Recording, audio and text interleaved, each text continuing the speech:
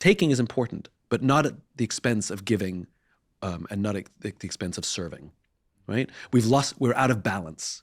And I think we've lost the ability to serve society. We've lost the ability to serve each other.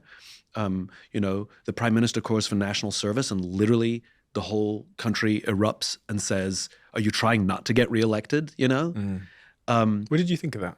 I thought it was brilliant. I do believe in service. It doesn't have to be military service. When we say national service, go be a teacher in the inner city for a year. Go work on a 1 day a month in a hospital.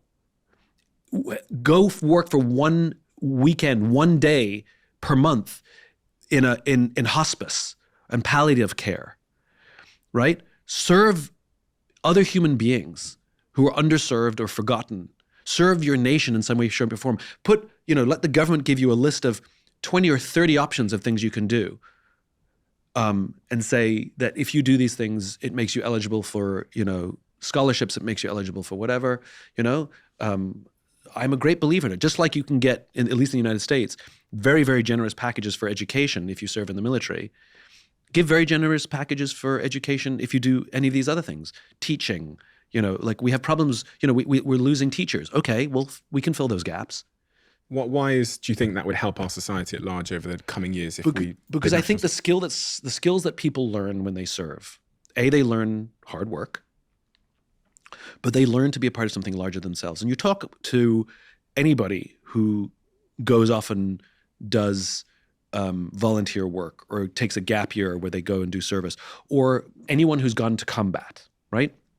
And if you talk to soldiers or Marines who've been in the shit, none of them want to go to combat. It's not fun.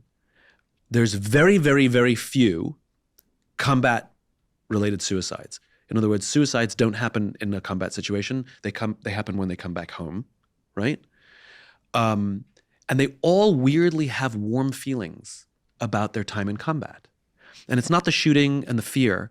It's the intense responsibility and awesome feeling to be there to look after each other. Not just to feel looked after, but to look after another.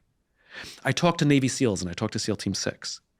And I wanted to understand the why of the SEAL teams. This is one of the highest performing organizations on the planet, right? And you think it's going to be about brawn and courage and all the stupid things that the outside world thinks that the commandos and the special operators have.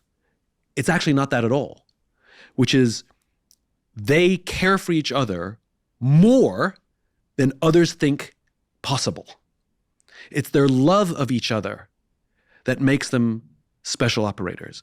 And their courage doesn't come from raw courage. I've talked to many, many, many SEALs and special operators about this. They don't have just raw courage to run into danger and all of this stuff. It's that they fear letting down their comrades more than dying. And we saw it happen recently where a SEAL mission, one of the SEALs fell into the water and another SEAL dived in to catch him and they both died, right? They fear letting each other down more than dying. That cannot be described anything else. There's no other word to capture that feeling than love. That is love at a level that few of us will ever understand. And that love is so deep that a lot of them have failed marriages because when their wives say to them, it's either me or your fellow SEALs, they choose their fellow SEALs.